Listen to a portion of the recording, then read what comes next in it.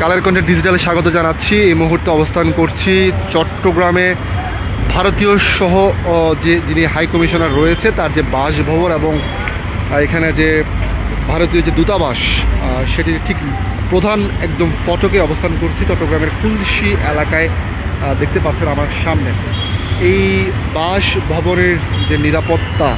সেই নিরাপত্তাকে ঘিরে এখানে কিন্তু যে ধরনের পরিস্থিতি রয়েছে এবং যে ধরনের নিরাপত্তা এখানে আসলে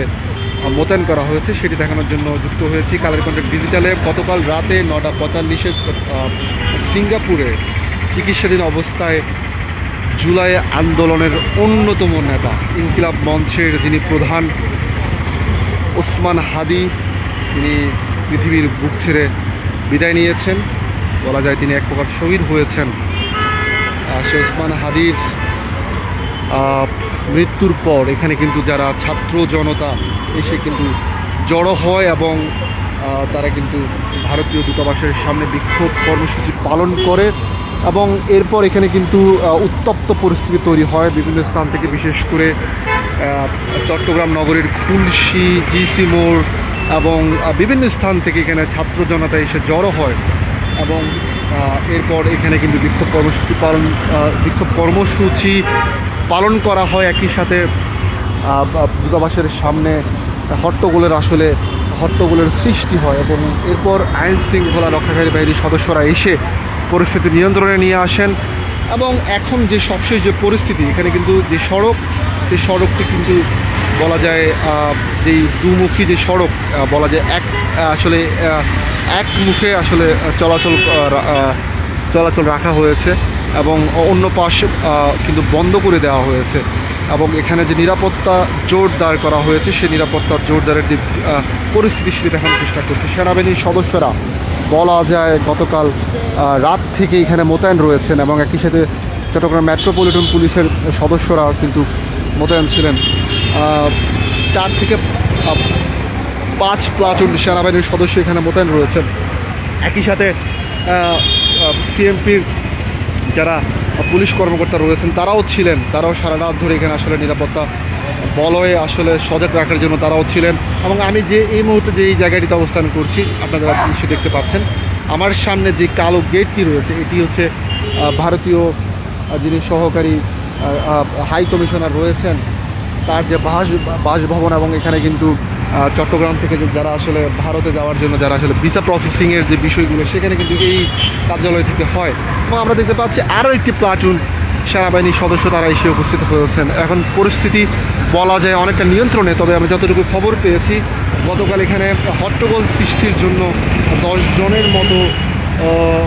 জনের মতো আসলে সন্দেহভাজনকে আটক করার কথা শুনেছি, তবে সে বিষয়ে এখনও বিস্তারিত কোনো তথ্য পাওয়া যায়নি। তথ্য পেলে আপনাদেরকে সেটি আসলে জানিয়ে দেওয়া হবে এবং এখানকার যে পরিস্থিতি সেটি কালে কোনো ডিজিটালে দেখানোর চেষ্টা করছি। সেনাবাহিনীর সদস্যরা এখানে সজাগ রয়েছেন, মোতায়েন রয়েছেন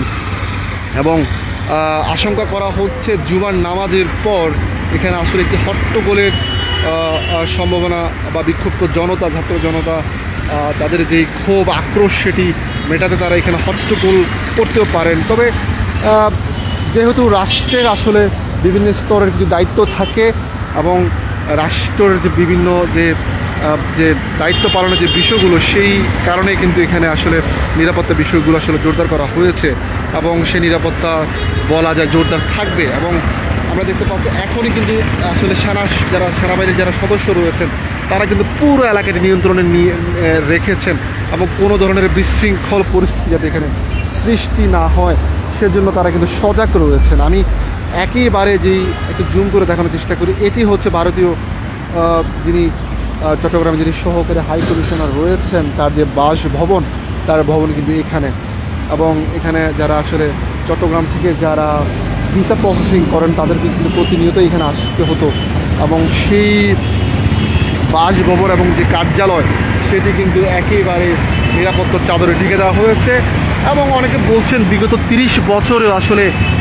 এমন নিরাপত্তা বেষ্টনী, এমন নিরাপত্তার চাদরে ঢেকে দেওয়া চট্টগ্রামের এই খুলশী এলাকায় এই ভারতীয় দূতাবাসের সামনে এমন ঘটনা কখনোই আসলে দেখা যায়নি। তবে গতকাল কিন্তু আসলে যারা এখানে ছাত্র জনতা এসেছেন তাদেরকে আমরা লক্ষ্য করেছি, তাদের ভেতর আসলে যারা নেতৃত্ব দেওয়ার চেষ্টা করেছেন তারাও আসলে চাননি এমন কোনো ঘটনা ঘটুক। তারপর আসলে উৎসুক জনতাকে আসলে দমিয়ে রাখা বা দাবিয়ে রাখাটা কিছুটা কষ্টসাধ্য, তবে সেই কষ্টসাধ্য হলেও পুলিশ সদস্য এবং চট্টগ্রাম মেট্রোপলিটন পুলিশের যারা সদস্য রয়েছেন, যারা সেনাবাহিনীর কর্মকর্তা রয়েছেন, যারা সেনাবাহিনীর সদস্য রয়েছেন, তারা পরিস্থিতি নিয়ন্ত্রণে আনেন এবং পুরো রাত এই এখানে যে সড়ক, এটি কিন্তু অত্যন্ত গুরুত্বপূর্ণ একটি সড়ক, চট্টগ্রামের ডিসি মোড় থেকে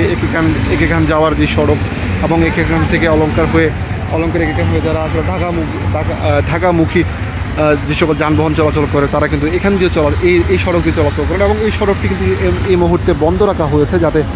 নিরাপত্তা বেষ্টনীর যে চাদর সেটি যাতে অনেক বেশি শক্তিশালী থাকে, সেজন্য কিন্তু এটি বন্ধ রাখা হয়েছে। এবং চট্টগ্রাম নগরীর অত্যন্ত গুরুত্বপূর্ণ এলাকা হচ্ছে খুলশী এলাকা এবং এখানে কিন্তু যারা বিদেশি নাগরিক রয়েছেন তারাও এখানে বসবাস করেন এবং সব মিলিয়ে আন্তর্জাতিক মহলে বাংলাদেশের যে রেপুটেশন সেটি যাতে আসলে বজায় থাকে, সেটি যাতে আসলে ক্ষুণ্ণ না হয়, অক্ষুণ্ণ থাকে, সেজন্য কিন্তু যারা সেনাবাহিনীর সদস্য, আইন শৃঙ্খলা রক্ষাকারী বাহিনী যারা সদস্য আছেন তারা চেষ্টা করছেন এবং সেনাবাহিনীর সদস্যরা কিন্তু আসলে তাদের যে ভূমিকা সে ভূমিকার কথা বলতে হয়, আসলে ছাত্র জনতা এবং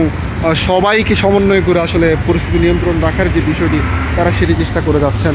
বা করেছেন। আমরা একটু দেখানোর চেষ্টা করি এখানে আসলে পুরো যেই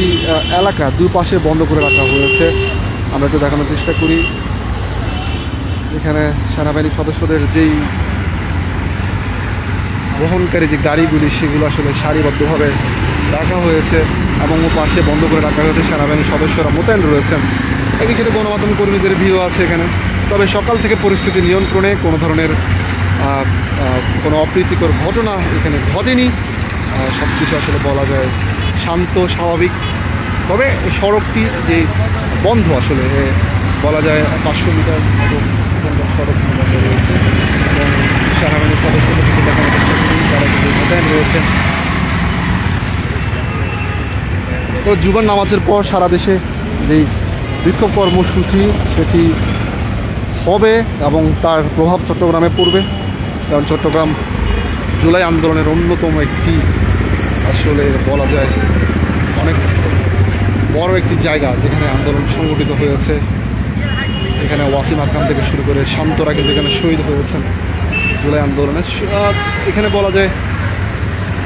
তাই চট্টগ্রাম আসলে ঢাকার পরেই চট্টগ্রাম আসলে আন্দোলন সংগ্রামের অত্যন্ত গুরুত্বপূর্ণ একটি জায়গা। তাই এখানে নিরাপত্তার যে বিষয়টি সেটিও অনেকভাবে আসলে নেওয়া হয়েছে যাতে বিশ্বে আসলে বাংলাদেশের যেই রেপুটেশন সেটি যাতে কোনোভাবে ক্ষুণ্ণ না হয়, এটা অক্ষুণ্ণ থাকে। সেনাবাহিনীর সদস্যরা মোতায়েন রয়েছেন ওদিকটায়, জুম করে দেখানোর চেষ্টা করি।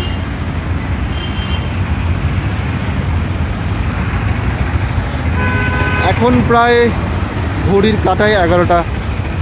প্রায় নয় একদম নিশ্চিত করে বলে এখন ঘড়ির কাঁটায় 11:55। জুমার নামাজের জন্য মুসল্লিরা কিছুক্ষণ পরই মসজিদে যাবেন এবং জুমার নামাজের পর কিন্তু অনেকগুলো কর্মসূচি রয়েছে, আবার যুক্ত হব। তবে ঠিক 11টা ঠিক আগ মুহূর্তে চট্টগ্রামে যে ভারতীয় সহকারী হাই কমিশনারের যেই কার্যালয় এবং ভারতীয় যে দূতাবাস বা চট্টগ্রামের মানুষজন যারা ভারতের চিকিৎসা বা অন্যান্য কাজের জন্য যারা ভারতে যাওয়ার আগেই যে প্রসেসিংগুলো করা হয় যে কার্যালয় থেকে, সেই কার্যালয়ের সামনে থেকে যেটাকে বলা হয় আসলে স্থানীয়দের ভাষা বা স্থানীয়রা যেটিকে ভারতীয় অ্যাম্বাসি বা ইন্ডিয়ান অ্যাম্বাসি হিসেবে চিনেন, চট্টগ্রামের খুলশী এলাকায়, আর সেখানকার সবশেষ পরিস্থিতি তার কোনো ডিজিটাল আপনাদেরকে দেখানোর এতক্ষণ আপনাদের সাথে সংযোগ রাখার চেষ্টা করেছি। আবার যুক্ত হব সে পর্যন্ত কালের প্রতিটি আপডেটের জন্য, প্রতি মুহূর্তের খবরের জন্য অবশ্যই কালের কণ্ঠের সাথেই থাকুন।